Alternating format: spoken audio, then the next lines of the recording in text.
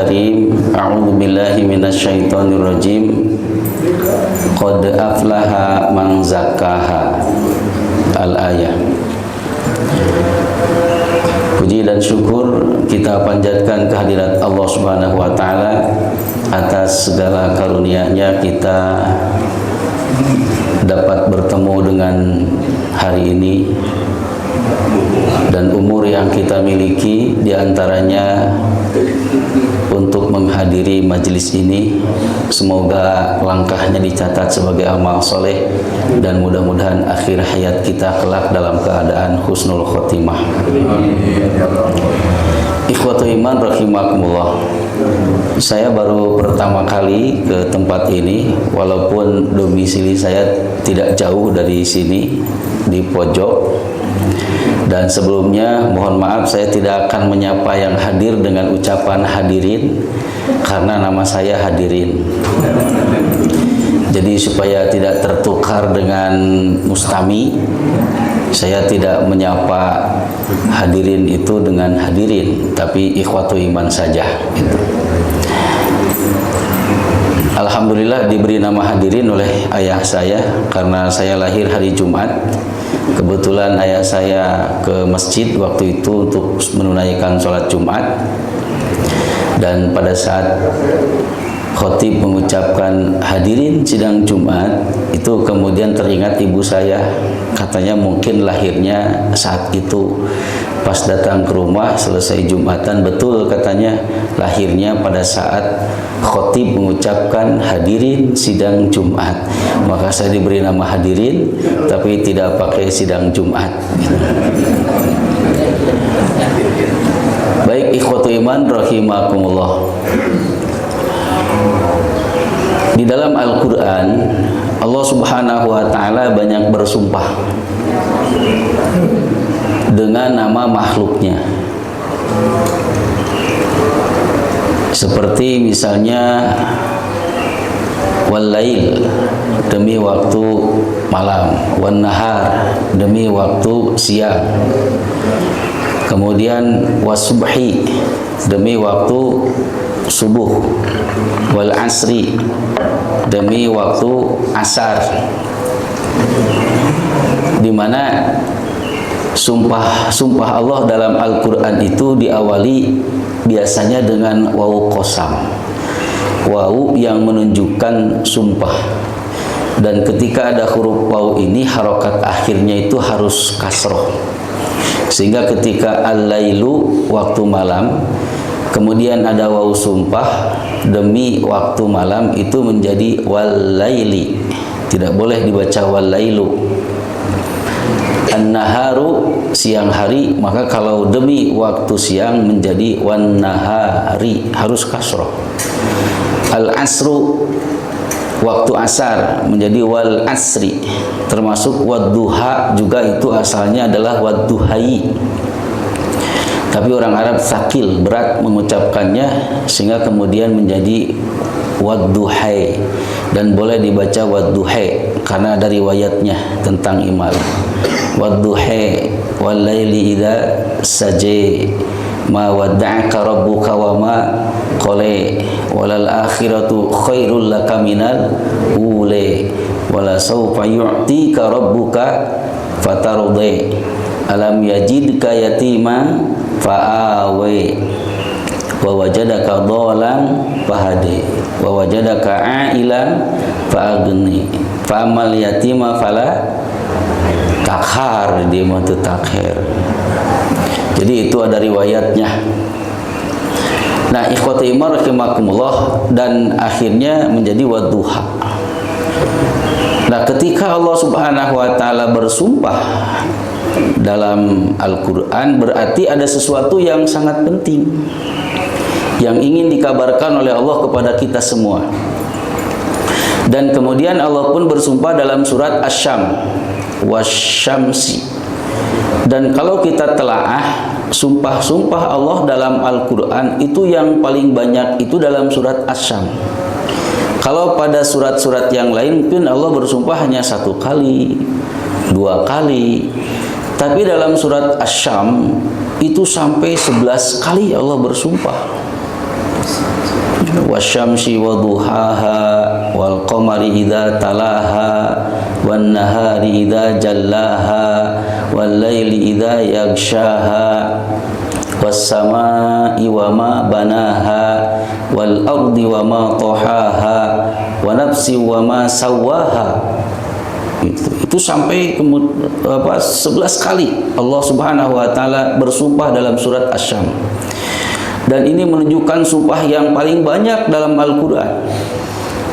Dan mengapa Allah Subhanahu wa taala bersumpah dalam Al-Qur'an? Tidaklah Allah bersumpah dalam Al-Qur'an kecuali ada yang sangat penting dari makhluk yang Allah sumpahi itu, atau ada kabar yang akan Allah beritakan kepada kita tentang kabar yang sangat penting. Nah, ternyata kabar yang sangat penting dalam surat Asy-Syams itu adalah Allah memberitahukan kepada kita tentang pentingnya tazkiyatun nafs atau tazkiyatul anfus, membersihkan jiwa. Makanya hal ini ditempatkan dalam surat Asy-Syams. Asy-Syams itu kan matahari, artinya sumber kehidupan matahari itu.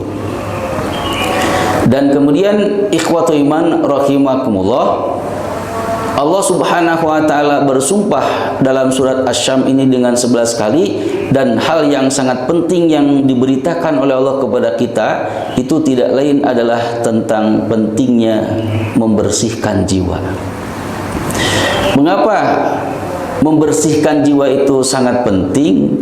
Karena tidak ada manusia yang steril dari dosa. Tidak ada manusia yang suci. Jangankan kita manusia biasa, Nabi dan Rasul saja pernah melakukan kesalahan. Kita lihat dalam hadis riwayat Imam Bukhari, hadis yang mengemukakan kelak nanti di padang mahsyar, manusia itu berkumpul. Dan kemudian mereka itu ingin keadaannya ditentukan, keadaannya dipastikan. Maka mereka kemudian datang kepada Adam. Kita ini nanti. Maka mereka meminta kepada Adam agar meminta syafaat kepada Allah untuk memutuskan keadaan mereka, keadaan kita nanti itu di padang mahsyar ketika dikumpulkan. Maka kata Adam, aku malu kepada Allah karena aku pernah melakukan kesalahan. Apa? Yaitu memakan buah khuldi. Datanglah kepada Nuh, mintalah kepada Nuh. Maka kemudian manusia waktu itu berbondong-bondong datang kepada Nabi Nuh alaihissalam dan mengemukakan persoalannya. Dan apa yang dijawab oleh Nabi Nuh? Nuh menjawab, aku malu kepada Allah. Tidak ada kemurkaan Allah, tidak ada marahnya Allah seperti marahnya hari ini. Maka aku malu karena pernah berbuat kesalahan kepada Allah. Di antara kesalahan Nabi Nuh itu adalah mempertanyakan tentang keadaan anaknya yang waktu itu ditenggelamkan. Tenggelam waktu itu. Dan Nabi Nuh meminta janji kepada Allah, bukankah Allah akan menyelamatkan keluarganya? Tapi kata Allah, dia adalah anakmu, tapi laisa min ahlika, anak tapi bukan keluarga, karena punya keimanan yang berbeda gitu. Maka datanglah kepada Ibrahim. Akhirnya kemudian datang kepada Ibrahim. Tapi kemudian Nabi Ibrahim pun menolak karena merasa malu kepada Allah Subhanahu wa taala. Dan kata Nabi Ibrahim, aku dulu pernah berdusta. Padahal dustanya Nabi Ibrahim itu hanya 3 kali. Dan itu pun sebetulnya salah satunya adalah diplomasi gitu ya. Nabi Ibrahim pada waktu itu, jadi pada saat Raja Namrud itu sedang tidak ada di tempat peribadahannya yang penuh dengan berhala-berhala, maka datanglah Nabi Ibrahim menyelinap ke tempat itu, kemudian menghancurkan berhala-berhala, patung-patung yang dibuat oleh Namrud itu sebagai tuhan-tuhan mereka. Maka kemudian dihancurkan dengan kampak. Dan setelah pada berantakan, disisakan yang paling besar, lalu kampaknya itu digantungkan di leher yang paling besar. Maka kemudian Nabi Ibrahim itu pergi. Dan pada saat Namrud itu datang, maka didapati Tuhan-Tuhannya sudah berantakan. Dan kemudian dibentuklah pansus, ya, panitia khusus intelijen ya, waktu itu. Maka didapatlah informasi bahwa yang menghancurkan Tuhan-Tuhannya itu tidak lain adalah seorang pemuda yang bernama Ibrahim. Maka kemudian disidangkanlah Ibrahim, dan pada saat disidangkan Nabi Ibrahim ketika ditanya, engkaulah yang telah menghancurkan Tuhan-Tuhan kami ini, maka kata Ibrahim, aku tidak tahu, tapi tanyakanlah kepada Tuhanmu itu yang paling besar, kampaknya saja ada di lehernya gitu. Maka kata Namrud, piraku nuki cenah bisa ditanya cenah gitu. Maka kata Nabi Ibrahim, geus pugu tuh bisa ditanya, nah atuh bet disemah cenah gitu. Maka ikhwati rahimakumullah, waktu itu kemudian Nabi Ibrahim pun tidak berani untuk memintakan syafaat kepada Allah untuk manusia. Maka nanti datanglah kepada nabi-nabi yang lain, termasuk nanti berakhir kepada Nabi Isa, lalu kemudian Nabi Muhammad sallallahu alaihi wasallam. Maka beliaulah nanti yang akan memintakan syafaat untuk seluruh manusia pada waktu itu. Tapi Rasulullah sendiri itu pernah melakukan kesalahan. Artinya tidak ada manusia yang steril dari dosa. Tapi kalau Nabi dan Rasul kan maksum gitu. Nah, di antara kesalahan Rasulullah itu sampai turun surat Abasa kan, Abasa wa tawalla an ja'akul a'ma. Jadi pada saat datang Abdullah ibnu Umi Maktum yang meminta kepada Rasulullah untuk diajarkan tentang ayat-ayat Quran begitu. Sementara Rasulullah SAW pada waktu itu sedang menghadapi inohong-inohong pemuka-pemuka, orang-orang kafir. Maka beliau memiliki pemikiran bahwa pemuka-pemuka kafir Quraisy ini memiliki sumber daya yang luar biasa. Kalau mereka masuk Islam, maka tentu ini potensi yang luar biasa. Maka punya harapan Rasulullah. Tapi datang seorang yang miskin, seorang yang buta, ingin bertanya kepada Rasulullah. Kalau dalam bahasa Sunda mah, meningagokan cenah itu pangker aya tamu gitu. Sampai beliau bermuka masam, abasa wa tawalla, bermuka masam dan berpaling. Padahal justru yang paling mulia inilah orang yang buta ini ingin bertanya kepada Rasulullah tentang ajaran-ajaran Islam, tentang Al-Quran. Maka itulah diantaranya. Nah, ikhwatu iman rahimakumullah, termasuk juga Rasulullah pernah ditegur sehingga nanti turun juga Al-Quran surat Al-Kahfi yang berkaitan dengan janji Rasulullah untuk menjawab pertanyaan orang-orang kafir pada waktu itu ketika Rasulullah disuguhkan beberapa pertanyaan. Karena orang-orang kafir Quraisy pada waktu itu yang lebih tahu tentang urusan kenabian, tentang urusan kitab, tentang wahyu, itu para pendeta Yahudi adanya di Madinah. Sementara orang-orang kafir Quraisy itu kan orang-orang musyrikin. Agamanya itu bukan agama samawi, tapi agama ardi, agama bumi gitu. Tapi yang punya kesesuaian antara apa yang disampaikan oleh Rasulullah tentang wahyu, tentang Rasul, tentang kenabian, ini adalah para pendeta Yahudi di Madinah. Maka mereka datang ke Madinah, lalu kemudian menyampaikan tentang apa yang terjadi di Mekah. Katanya ada seseorang yang menyatakan dirinya sebagai seorang nabi dan rasul, namanya Muhammad di Mekah. Bagaimana pendapat kalian? Itu kata orang-orang kafir Quraisy. Maka kata para pendeta pada waktu itu, pendeta Yahudi, tanyakanlah kepadanya beberapa persoalan. Sampai kemudian diberikan pula bocoran-bocorannya. Tanyakanlah kepadanya siapa itu Ya'juj Ma'juj. Tanyakanlah kepadanya siapakah itu Zulkarnain. Tanyakanlah kepadanya siapakah itu Ashabul Kahfi. Tanyakanlah kepadanya siapa itu Ar-Ruh. Ruh itu apa? Gitu. Rasulullah Shallallahu Alaihi Wasallam itu bukan seorang sejarawan, dan beliau tidak bisa membaca dan menuliskan ummi.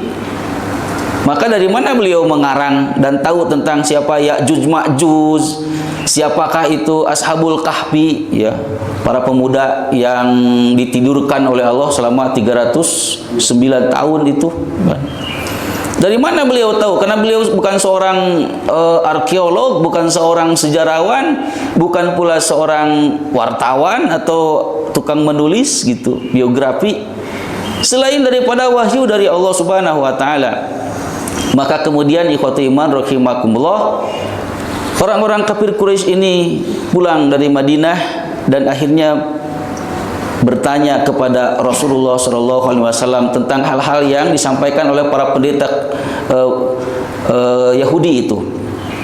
Maka kemudian kata beliau, saya akan menjawabnya besok. Ini fa'ilun dzalika goda. Saya akan menjawabnya besok. Ternyata besoknya itu Rasulullah menunggu-nunggu Jibril datang, itu tidak kunjung datang. Maka orang kafir Quraisy datang bertanya, wahai Muhammad, bukankah engkau akan menjawabnya hari ini? Maka beliau pun gelisah, karena yang ditunggu-tunggu, yang diharapkan datang, itu tidak kunjung datang. Kalau jadi kita sebagai Rasulullah juga pasti akan gelisah, kan begitu. Kita berjanji untuk menjawab hari itu, tapi pada saatnya ternyata tidak pula ada informasi dari Jibril, dari Allah Subhanahu wa taala. Maka kata beliau, besok lagi. Besoknya kemudian juga seperti itu. Orang-orang kafir datang, lalu kemudian bertanya, kata Rasulullah, belum bisa aku jawab. Sampai akhirnya 3 hari, 4 hari, hampir seminggu, 2 minggu.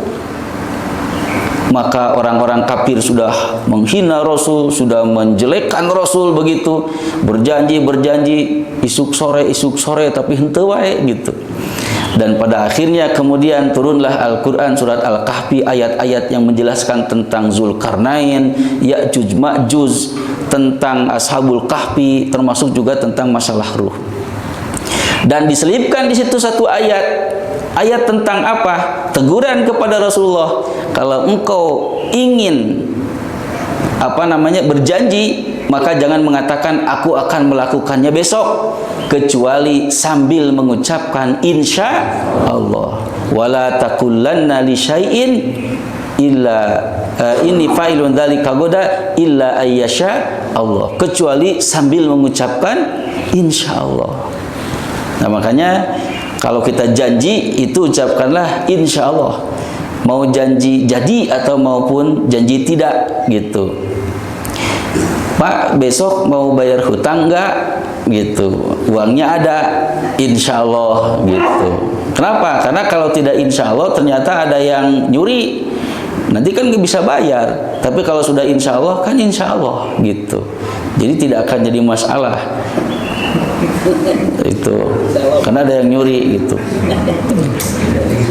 Pak, besok mau bayar hutang enggak? Lalu kemudian uangnya memang tidak ada, dari mana gitu? Karena memang belum ada. Insya Allah mual gitu. Insya Allah mual. Aripek teh isukna teh aya gitu tah, aya budak gitu tah datang ka dieu maparinan, Pak ieu cenah gaduh ieu hadiah rezeki cenah gitu. Aya artosna bayarkeun moal. Ya bayarkeun udah geus aya Pak. Bong kana geus insyaallah janjina moal. Nah, ikhwatul iman rahimakumullah. Jadi tidak ada manusia yang steril dari dosa. Oleh karena itu, qad aflaha man zakkaha. Sungguh bahagia orang yang suka mensucikan jiwanya. Kenapa? Karena kita ini di ayat sebelumnya, sebelum ayat tersebut, fa'alhamaha fujuraha wa taqwaha. Allah telah mengilhamkan kepada jiwa ini, kepada kita ini, kepada manusia ini, fujuraha wa taqwaha, kedurhakaan dan ketakwaannya. Jadi kita ini adalah makhluk yang bukan malaikat selamanya taat kepada Allah, steril dari dosa, bukan pula kita ini adalah setan dalam arti makhluk yang senantiasa berbuat dosa, tapi kita makhluk antara dua makhluk itu. Jadi suatu saat kita ini berbuat baik, suatu saat kita punya kesalahan. Tapi tidak selamanya kita pun berbuat salah, karena ada kebaikan-kebaikan yang Allah telah ilhamkan dalam diri kita. Maka ikhwati rahimakumullah, sungguh bahagia orang yang suka membersihkan jiwanya. Karena kalau kita sering melakukan tazkiyatun nafs, membersihkan jiwa, maka kesalahan, kekeliruan yang pernah kita lakukan selama hidup ini akan tertutupi. Bagaikan kita berdiri di atas garis. Kalau kita berdiri di atas garis, lalu kemudian kita banyak melakukan amal-amal kebaikan, tazkiyatun nafsi, membersihkan jiwa. Maka misalnya kita melaksanakan sholat sunat, maju selangkah. Melaksanakan sholat wajib, maju selangkah. Sedekah, maju lagi selangkah. Meninggalkan garis itu. Ada kesalahan, dosa, misalnya apa, ghibah, mundur ke belakang selangkah. Ada amal soleh lagi, maju ke depan. Maka semakin banyak amal soleh, akan semakin banyak kita meninggalkan garis itu jauh ke depan.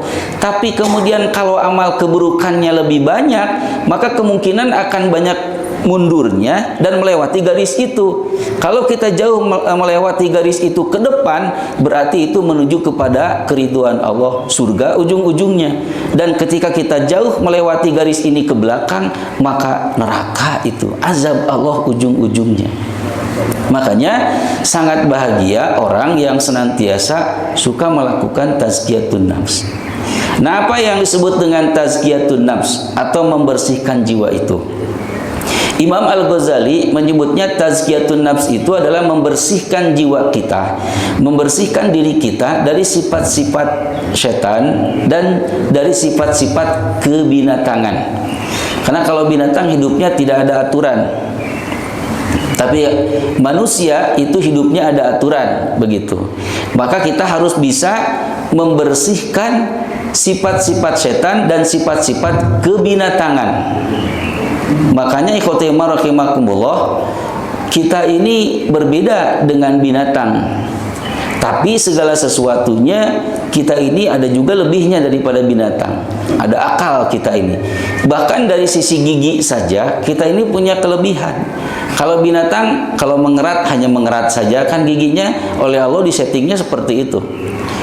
Kalau macan, maung, singa mengoyak, kan begitu.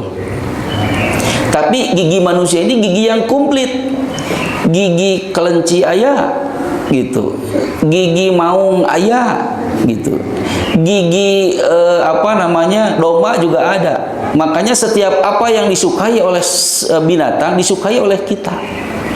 Nu dipikir resep ku kelinci, dipikir resep ku urang mah. Nu dipikir resep ku maung, dipikir resep ku urang mah, gitu. Mata urang mah disebut lagi makhluk kadademes. Gitu. Sebab sagala rupa di dahar. Gitu. Kabeh we urang mah di dahar. Gitu. Baheula mah naon lauk oge cucukna bisa disesakeun. Ayeuna mah aya tulang lunak segala rupa. Kucing wae teu kabagean. Gitu. Di presto. Maka urang mah disebut lagi kadademes gitu. Da sagala rupa huntu aya dina diri urang gitu. Nah, ikhwati rahimakumullah, sarta ari sato mah kitu we teu baheula sugan domba aduh cenah meuni kaluman atau bosen lah gitu juku teh hiji mangsa mah atuh dilotek atuh gitu kan teu gitu. Urang mah bosen dilotek diurab gitu, bosen diurab gitu direbus gitu. Wah kumaha we urang mah seueur kamonesan kan gitu. Kalau binatang kan tidak seperti itu. Tapi perbedaannya adalah kalau binatang itu memang tidak ditaklif untuk ibadah, makanya mereka tidak ada urusan. Sementara kita ini ditaklif untuk ibadah kepada Allah Subhanahu wa taala. Kalau kita makan ini memang untuk hidup, tapi hidup bukan sekedar untuk makan. Kalau binatang hidupnya memang untuk makan. Kalau kita hidup bukan untuk sekedar makan, ada perintah dari Allah untuk ibadah. Karena kalau kita hidup ini hanya sekedar untuk makan, apa bedanya dengan binatang? Jadi kita kerja keras banting tulang gitu ya, peras keringat banting tulang, hanya sekedar untuk makan, menyisihkan ibadah, melupakan ibadah. Apa bedanya dengan binatang? Karena binatang juga hidupnya hanya sekedar untuk makan. Makanya tidak boleh kita ini turut munding dalam bahasa kita. Ulah nurutan munding. Nah, dari mana itu istilah nurutan munding? Jadi ceritanya begini, nurutan munding teh. Waktu dulu itu kerbau dengan anaknya, kalau dalam bahasa Sunda anaknya itu eneng kan disebutnya gitu. Itu membajak sawah, ngawuluku gitu. Barudak eta mah cina moal apaleun ngawuluku. Jadi membajak sawah. Maka kemudian dengan tuannya begitu. Maka datang waktu zuhur, lalu dikumandangkanlah azan. Maka kemudian si anak kerbau itu bertanya kepada ibunya, "Ma, ari eta sora naon cenah?" "Eta teh sora adan." "Naon sora adan teh, Ma?" Cenanya sora sangkan manusia teh ibadah ngalaksanakeun salat. "Oh, eta mah keur manusia jadi mah nya. Ai urang mah henteu." Nah, cenah ari eta ning dunungan urang cicing wae kan manusia nya nurutan urang. Tah tidinya aya istilah tuturut munding teh gitu. Jadi anu tara ngalaksanakeun salat teh ya munding, nurutan munding gitu. Nah, dari situlah kemudian. Nah, ikhwatul iman rahimakumullah. Maka itulah manusia. Jadi tazkiyatun nafsi itu adalah membersihkan sifat-sifat kebinatangan, sifat-sifat setan agar dijauhkan dari diri kita. Dan para ulama juga sebagian besar menyebutkan bahwa tazkiyatun nafsi itu membersihkan akidah dari kesyirikan, kemudian membersihkan ibadah dari perkara-perkara yang tidak sunnah, membersihkan akhlak dari perkara-perkara yang buruk. Nah, tapi ada seorang ulama namanya Said Hawa. Beliau lahir tahun 1935 dan beliau menyebutkan bahwa kalau kita ingin termasuk orang yang disebutkan dalam surat Asy-Syam yang tadi, sungguh bahagia orang yang suka membersihkan jiwa. Kalau kita ingin termasuk orang yang bahagia membersihkan jiwa, maka ada 3 tahapan yang kata beliau. Yang pertama adalah tatahhur. Yang kedua tahakkuk, dan yang ketiga adalah takhalluk. Apa itu tatahhur? Tatahhur adalah membersihkan hati kita, membersihkan jiwa kita dari kotoran-kotoran hati, dari penyakit-penyakit hati. Ini tahapan yang pertama. Yang kedua adalah tahakkuk, yaitu ibadah, dan yang ketiga takhalluk, membiasakan akhlak yang baik. Apa itu yang pertama? Tatahhur. Tatahhur adalah membersihkan hati atau jiwa kita dari kotoran-kotoran hati, dari penyakit-penyakit hati. Karena ternyata penyakit-penyakit hati, kotoran-kotoran jiwa itu tidak kalah banyaknya dari penyakit yang diderita oleh fisik. Kalau penyakit fisik, wah kita lebih banyak taunya. Jadi aduh cangkengnya nyeri ya, wah buah-buah berarti ya mah ginjalna kaganggu gitu ya. Asam urat ya dina sampean teh ngejenol beureum gitu. Wah ieu mah asam urat jadi gitu. Aduh lieur ya lungleng berarti tensi ya mah ya tinggi gitu. Atau nyeri beuteung ya, wah cigana mahna ya seueur gitu. Kan ketika penyakit fisik menimpa, dan itu jumlahnya juga banyak sesuai dengan dokter spesialis juga kan banyak. Ini menunjukkan bahwa penyakit fisik itu juga banyak. Nah, ikhwati rahimakumullah, tapi penyakit jiwa itu banyak orang yang tidak sadar. Banyak orang juga yang tidak tahu bahwa dirinya itu terkena penyakit jiwa. Jadi penyakit jiwa itu bukan hanya sekedar gila. Itu orang yang terkena musibah, orang seperti itu. Tapi hakikat penyakit hati yang sesungguhnya adalah sesuatu yang dilakukan perilaku-perilaku yang menyimpang dari aturan Allah. Itu penyakit yang berbahaya. Nah, orang ketika penyakit fisik menimpa, banyak yang sadar, ada yang ngasih tahu kan bahagia. Kunaon Pak, ieu cenah abdi teh katarajang tensi teh cenah naik turun wae, cenah rieur wae. Cobi kadinya tah di dinya aya klinik, aya dokter anu sae mudah-mudahan cocok. Ketika dikasih tahu, orang bahagia dan senang. Tapi penyakit jiwa banyak orang yang tidak sadar. Yang tahu kadang-kadang orang-orang yang punya ilmu baru tahu, oh itu si bapak ieu teh koret katinggalina teh. Ngan lamun hiji mangsa di bejaan, Pak, bapak teh numutkeun deteksi abdi, itu katarajang penyakit koret tos lami bapak teh. Kira-kira lamun aya nu ngabejaan kitu bakal narima moal. Aya bahan melak cangkeng atuh. Gagabah nyebut koret geus pugu aing tiba heula.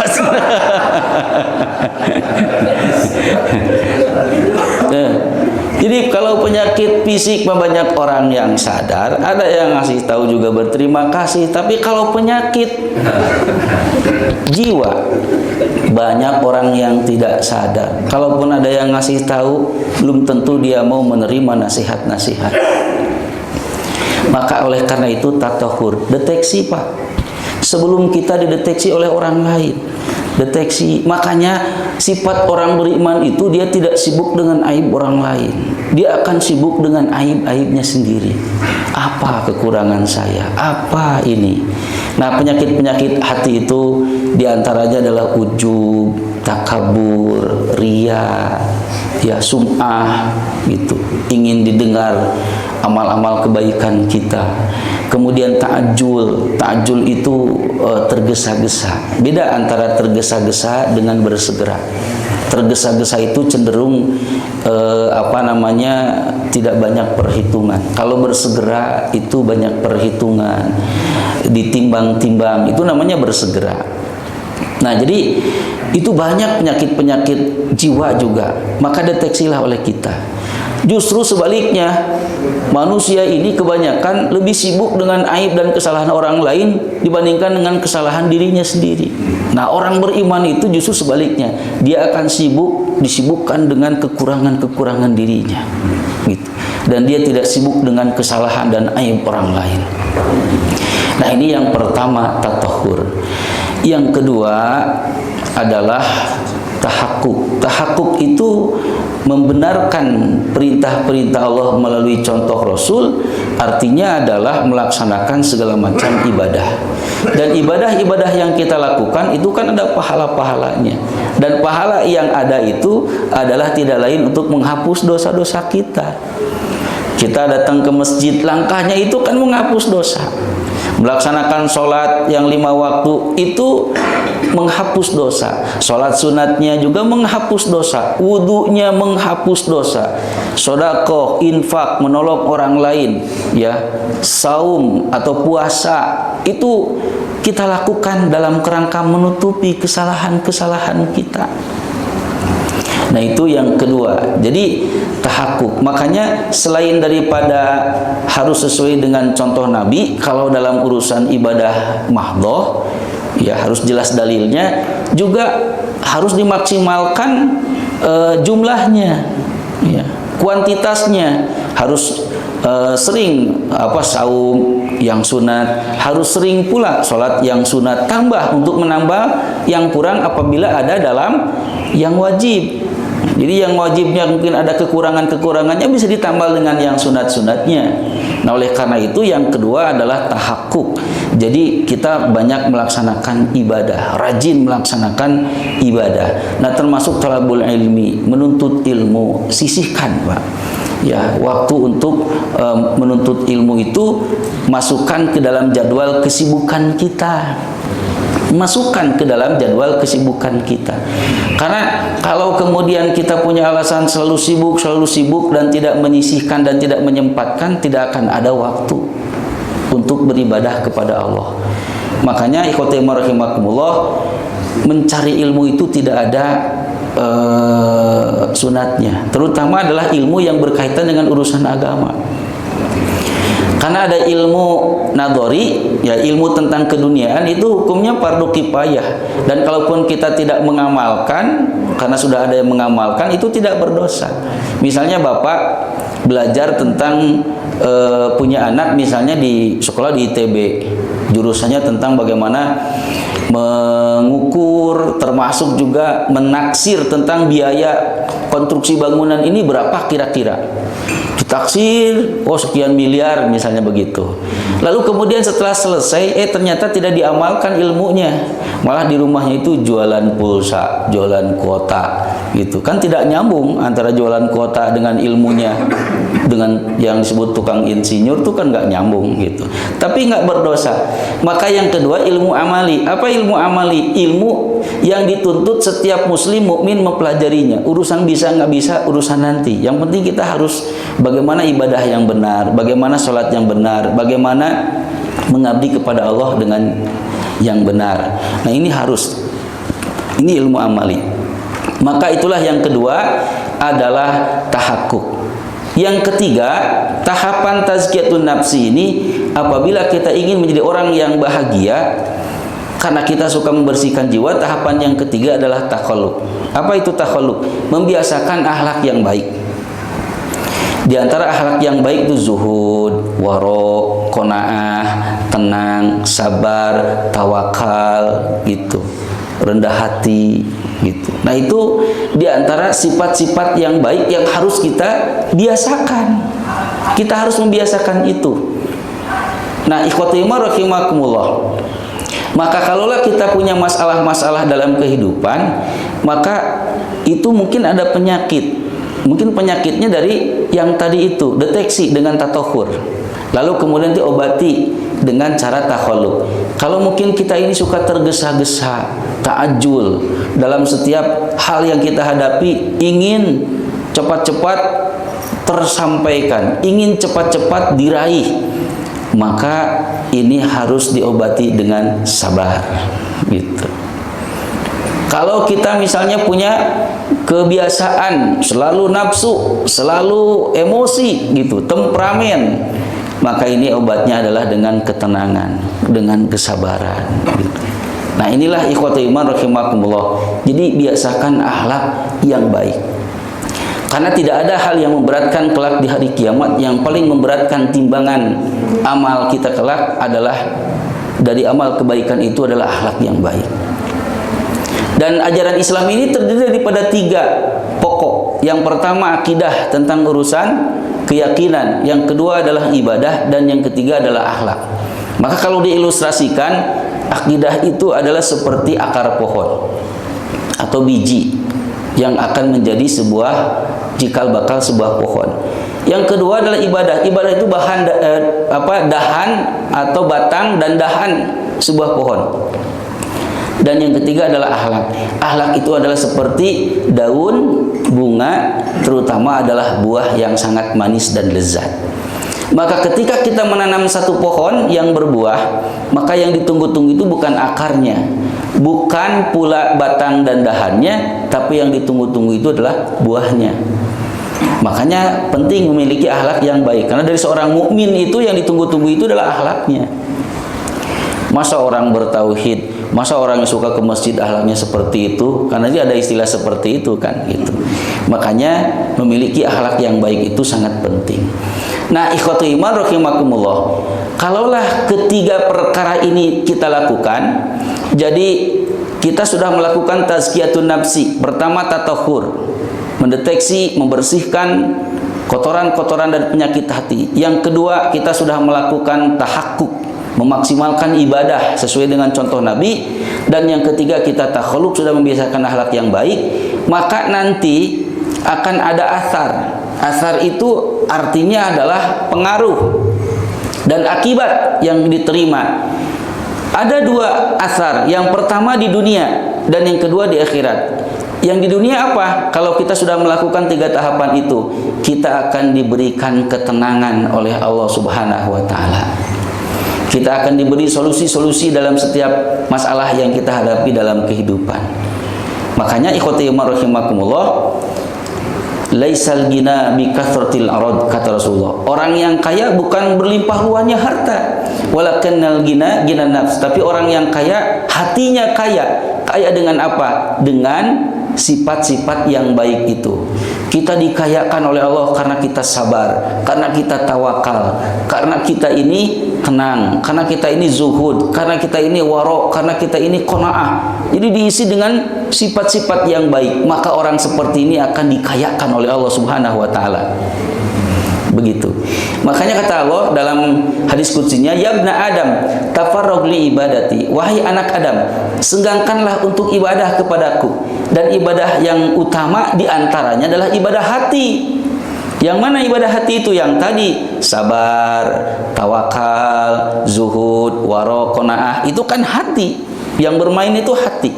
Kalau ibadah badan dan ibadah harta jelas menggunakan badan, yang bergerak, harta mengeluarkan. Tapi ibadah hati itu yang tadi. Maka orang yang kaya adalah orang yang senantiasa dia memanage hatinya untuk beribadah kepada Allah. Maka itulah orang yang kaya. Makanya ikhwati rahimakumullah, ukuran kaya itu bukan dengan berlimpah luarnya harta, tapi hatinya yang kaya. Karena ada orang yang berlimpah luah harta tapi senantiasa gelisah dan gelisah. Itulah yang Allah sebutkan dalam hadis qudsi yang tadi. Ya ibna Adam, wahai anak Adam, tafarrag li ibadati, senggangkan ibadah untuk kepadaku. Maka amla sodroka gina, kalau kalian menyenggangkan waktu untuk ibadah kepadaku, amla sodroka gina, aku akan penuhi dadamu dengan kekayaan yang sesungguhnya. Wa asudda faqroka, dan kebutuhanmu akan aku penuhi. Setiap butuh ada, begitu. Wa illa taf'al, tapi jika engkau tidak menyenggangkan waktu untuk ibadah kepadaku, kata Allah, sholatnya jarang, malah sering ditinggalkan, menuntut ilmu alasannya sibuk dan sibuk. Ketika bertemu dengan ustadz di masjid, kamana wae tos lami, aduh punten Pak Ustadz sanes teu emut ngan abdi teu eling. Jadi banyak alasan. Maka ketika kalian tidak menyenggangkan waktu untuk ibadah kepadaku, maka kata Allah, kemudian disebutkan wala asudda faqroka amla sodroka syugla, aku akan penuhi dadamu dengan kesempitan. Wa alla asudda faqroka, dan kebutuhanmu tidak akan aku penuhi. Banyak orang yang kaya tapi banyak juga yang gelisah dengan kekayaannya, merasa ada sesuatu yang kurang, tidak nyaman, tidak tentram. Kenapa?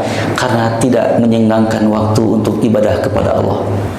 Makanya ada laporan, Pak Ustadz, alhamdulillah setelah saya rajin pengajian dan ibadah, ternyata ada bedanya dengan dulu sebelum saya rajin ke masjid.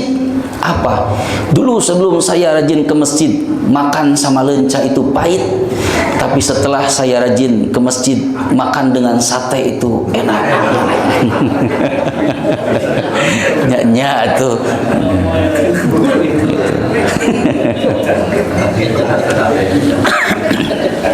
Nah, ikhwati iman rahimakumullah. Tapi betul Pak. Jadi yang disebut dengan kepuasan tuh nggak bisa dimaterikan. Tapi itu adanya dalam nilai ibadah. Beda antara orang yang suka ngaji, antara orang yang hatinya kaya dengan sifat-sifat yang baik, itu dengan orang yang kosong dari nilai-nilai sifat-sifat yang baik, itu beda.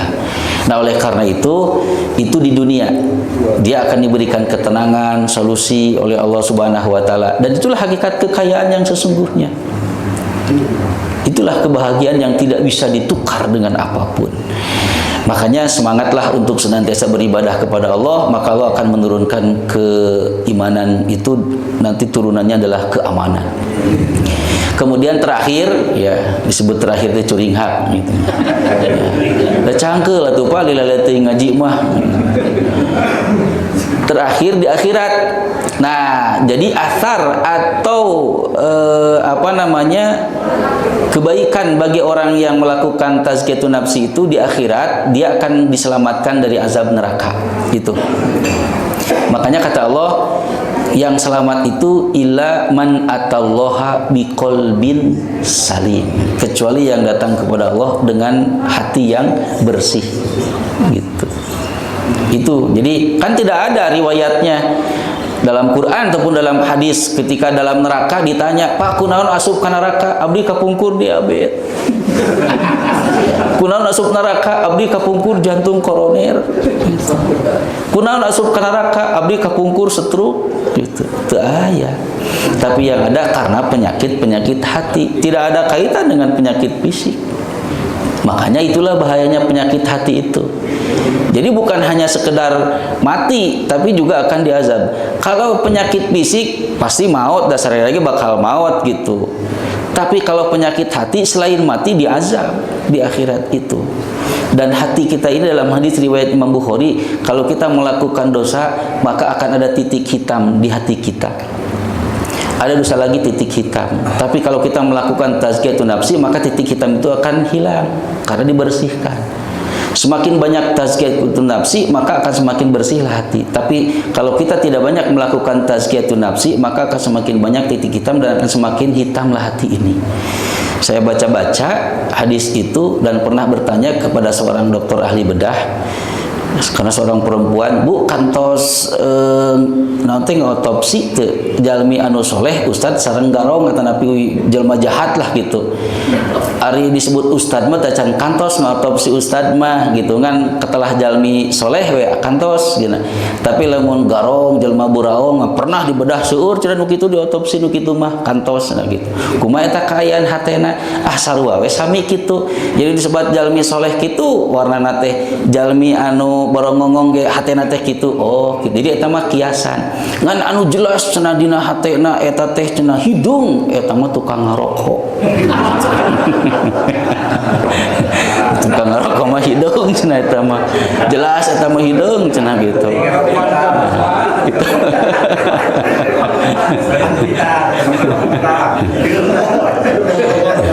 Tapi eta mah teh kaitan jeung dosa gitu. Pokoknya tukang ngarokok mah hidung cenah gitu si ieu teh hatena teh gitu. Nah, itulah ikhwatul iman rahimakumullah. Jadi terkait dengan tazkiyatun nafsi ini Allah menempatkannya dalam Al-Qur'an surat Asy-Syam. Artinya Asy-Syam itu adalah matahari, sumber cahaya dan sumber kehidupan. Maka bahagialah orang yang suka mensucikan jiwa, dan Allah menempatkannya dalam surat Asy-Syam dengan jumlah sumpah Allah ya begitu banyak dibandingkan dengan sumpah-sumpah Allah pada ayat-ayat yang lainnya. Ini menunjukkan bahwasanya sangat penting tazkiyatun nafsi kita lakukan dalam kehidupan kita. Dan tahapannya ada 3. Yang pertama adalah tatahur, mendeteksi dan membersihkan kotoran dan penyakit-penyakit hati. Yang kedua adalah tahakkuk, melaksanakan ibadah dan semangatlah karena di situ akan bisa menghapus dosa-dosa kita. Dan yang ketiga adalah dengan cara takhalluq, membiasakan akhlak yang baik. Maka kalau kita melakukan 3 tahapan ini, maka kita akan memiliki asar, meraih asar atau pengaruhnya yang akan kita terima di dunia dan di akhirat. Di dunia Allah akan memberikan kekayaan yang sesungguhnya, ketentraman, dan di akhirat Allah akan menyelamatkan kita dari azabnya. Itulah yang dapat disampaikan, mudah-mudahan bermanfaat. Mohon maaf atas segala kekurangan. Aqulu qouli hadza wa astaghfirullah li wa lakum. Rabbana hab lana min azwajina wa dzurriyyatina qurrata a'yun waj'alna lil muttaqina imama. Wassalamualaikum warahmatullahi wabarakatuh.